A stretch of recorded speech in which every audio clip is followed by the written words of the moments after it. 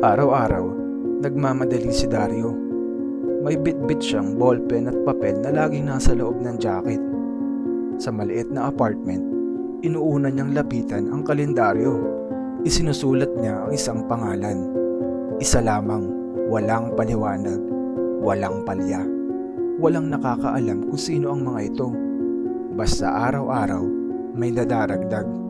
Sa kabila ng pagiging mailap at tahimik, alam ng mga kapitbahay na may kung anong misteryo sa kilos ni Dario. Tuwing gabi, babasahin niya ang buong buwan. Parang binabalikan ang nakaraan. Ngunit walang alaala, walang emosyon. May mga litrato sa ilalim ng kama. Puro news clippings ng mga nawawala, natagpo ang patay at mga mukhang hindi kilala sa kanya.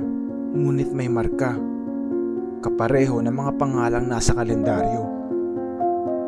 Hindi pala alaala ang iniiwasan niyang mawala, kundi mga target. Siya pala'y isang hard killer na may amnesia. At ang kalendaryo ay gabay para hindi niya naulitin ang mga napatay na niya.